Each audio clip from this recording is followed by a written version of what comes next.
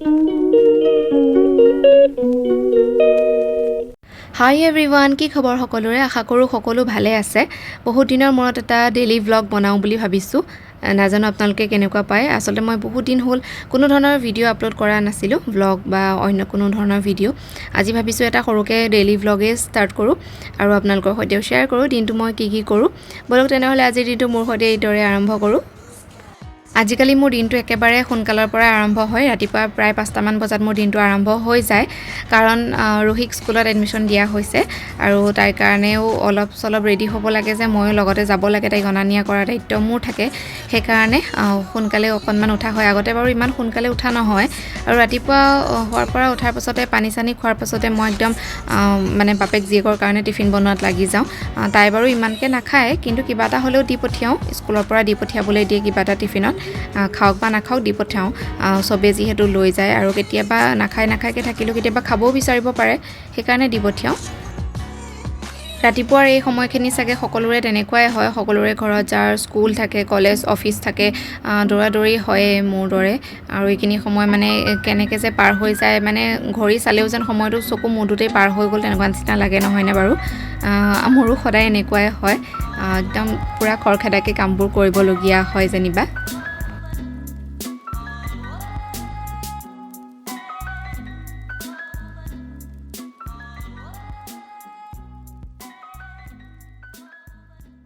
এইখিনি কাম বন কৰি মেলি আজৰি হওঁ মানে ৰুহিও শোৱাৰ পৰা উঠিলে, দেখিছেনে? আহি ওচৰত মানে কিবা কিবি কৈ আছে, কিনো কৈছে মই পাহৰিয়ে থাকিলোঁ। স্কুলৰ কথাই চাগে কিবা কৈ আছিলে সম্ভৱ, পাহৰিছোঁ বাৰু। আৰু মই চাহ তাহ খালোঁ বাৰু এতিয়া। খাই বৈ লৈ পেলাই বোলো নাই, তাইক অকণমান মুখ হাতকেইটা ধুৱাই পেলাই অলপমান গাখীৰ দিওঁ। আচলতে তাইক ৰাতিপুৱা আজিকালি জলপান বেলেগ নিদিওঁ, গাখীৰেই দি দিওঁ। তাৰপিছতে অলপ সময় থকাৰ পাছত তাইক অকণমান ভাতেই দি দিওঁ খাবলৈ। আজি পিছে তাইৰ কাৰণে ভাত বনোৱা নাই, আজি অকণমান অ'টছ বনাইছোঁ, তাকে তাইক খুৱাই দিম বুলি ভাবিছোঁ। আৰু মোৰ কাৰণেও তেনেকৈ অকণমান লৈছোঁ। আৰু ৰাতিপুৱাতে আজি মোৰ গাখীৰ চাহ একাপ খাবও মন গুচি গ'ল, সেইকাৰণে অকণমান গাখীৰ চাহো বনাই ল'লোঁ মোৰ ব্ৰেকফাষ্টৰ কাৰণে। আৰু খাই বৈ লৈ পেলাই তাইক ৰেডি কৰি দিম আৰু লাহে ধীৰে। আগে তাইক খুৱাই লওঁ বুলি ভাবিছোঁ, নহ'লে মানে কাপোৰ চাপোৰত পেলাই দিব পাৰে যে, সেইকাৰণে আগে খুৱাই মেলি আজৰি কৰি লৈছোঁ। দেখিছেনে স্কুল যাবলৈ যে ইমান বেছি ভাল পায় নহয়। প্ৰথম দিনাখন যাওঁতে মই অকণমান ভাবিছিলোঁ কন্দা কটা কৰিব পাৰে বুলি, কিন্তু নাই, ধুনীয়াকৈ এডজাষ্ট হৈ গ'ল। পাছত অকণমান বাৰু প্ৰথমতে লাজ কৰা নিচিনা কৰিছিলে, কিন্তু পাছত নিজে এডজাষ্ট হৈ গ'ল। আৰু ময়ো এতিয়া ওলাই ল'লোঁ পটাপটকৈ।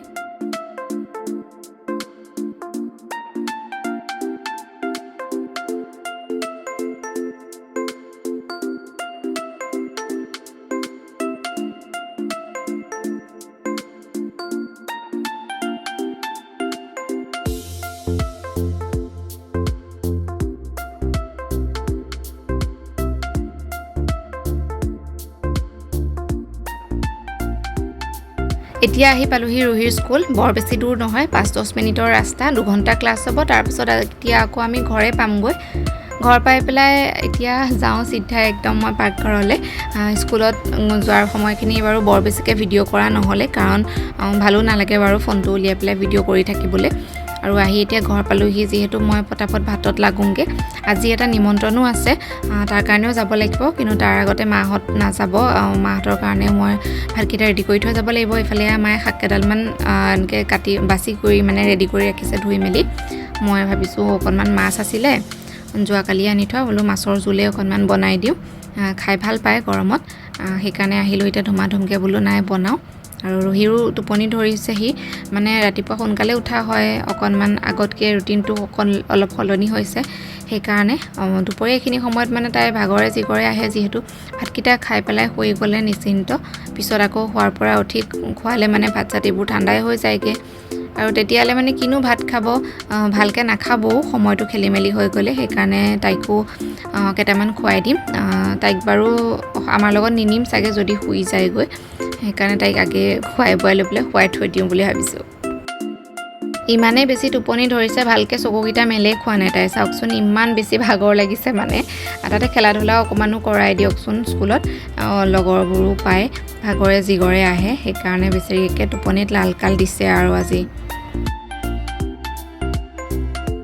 মোৰ আহি পেলাই বেছি লৰালৰি হয় বুলি মায়ে খালী ভাতকেইটা বনাই থৈ দিছিলে আজি সেইকাৰণে মোৰ সুবিধাই হ'ল বাৰু এতিয়া মাছৰ জোলখিনিও ৰেডি হৈ গ'লগৈ আৰু ভাত পানী বনাই হোৱাৰ পাছতেই মই তাইক অকণমান খুৱালোঁ খুৱাই বোৱাই লৈ পেলাই তাই একদম টোপনি যাবলৈ বিচাৰিলে সেইকাৰণে বোলো নাই তাইক খুৱাই লওঁ তাৰপাছতে মই ওলাম জন্মদিনটো খাবলৈ এওঁ আহিব এওঁ লগতে গুচি যামগৈ আমি দুইটাই আৰু সেইকাৰণে ভাবিছোঁ নাই একেবাৰে ৰেডি হৈয়ে থাকোঁ এওঁ ফোন কৰি ক'লে যে ৰেডি হৈ থাকিবা ঘৰ পাম আৰু যাম গৈ পেলাই আহিমগৈ সেইকাৰণে পটাপট ওলাই আছোঁ নহ'লে বোলো তাই উঠি যাব যে তাই উঠি গ'লে আকৌ অকণমান আমনি চামনি কৰি থাকিব সেইকাৰণে ফটাফটকৈ একদম ওলাই মেলি ৰেডি হৈ লৈছোঁ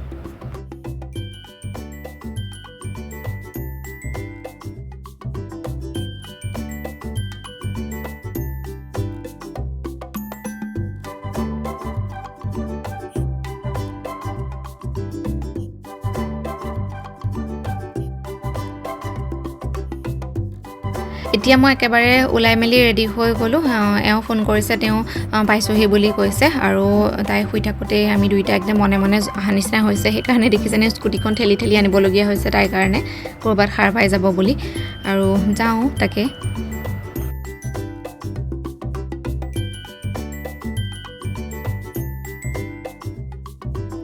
আচলতে যাৰ ঘৰলৈ গৈ আছোঁ তেওঁ মোৰ এগৰাকী ছাবস্ক্ৰাইবাৰ হয় আমাৰ ওচৰৰে হয় বাৰু তেওঁৰ ছোৱালীজনী আজি প্ৰথম জন্মদিন পাতিছে আৰু সেইজনী ছোৱালীজনী বৰ মৰম লগা পিছে আমি যোৱাৰ সময়তে তাই একেবাৰে মানে শুই গ'লগৈ অকণমানো ল'বলৈ নাপালোঁ মানে ৰাতিপুৱাৰ পৰা খেলি আছে যিহেতু খেলা ধূলাৰ মাজেৰে তাই সময়খিনি গৈ আছে আৰু তাই ভাগৰো লাগিলে বেচেৰীজনী ইমান বেছি টোপনিত মানে লাল খাল অকণো ল'বলৈ নাপালোঁ মানে তাই সাৰেই নাপালে আৰু এইগৰাকী হৈছে মোৰ ছাবস্ক্ৰাইবাৰগৰাকী সঁচাকৈ ভাল লাগিলে তোমাক আকৌ এবাৰ ধন্যবাদ দিছোঁ মোৰ ভিডিঅ'টোৰ যোগেদি কেতিয়াবা আকৌ লগ পাম আমি উভতি আহোঁ মানে প্ৰায় 4টা মানে বাজু হৈছিলে আৰু দেখিছেনে ইমান ধুনীয়া লাগিছে ভিউটো ভাবিলোঁ অকণমান ভিডিঅ' কৰি ৰাখোঁ অলপ সময় পাছতে যেনিবা আমি ঘৰ আহি পালোহি একেবাৰে ওচৰতে আছিলে বাৰু বৰ বেছি দূৰ নহয় কিন্তু ঘৰ আহি পাই দেখিছোঁ যে ৰুহিয়ে আইতাকৰ ওচৰত উঠি আছে মানে খোৱাৰ পৰা উঠি গ'ল তাই পিছে আমনি কৰিব বুলি ভাবিছিলোঁ কিন্তু আমনি কৰা নাই সুধিহে আছে আমি ক'লৈ গ'লোঁ মায়ে ক'লে বোলে আছে ৰ'বা আহি আছে এইফালে গৈছিলে তাইকো এতিয়া বোলো অকণমান মনটো ভাল লগাই লওঁ আৰু ভিডিঅ'টো এইখিনিতে আজি সামৰি দিওঁ অন্য এটা ব্লগত আকৌ লগ পাম সকলোকে আজিলৈ আহোঁ সকলো ভালে থাকক বাই বাই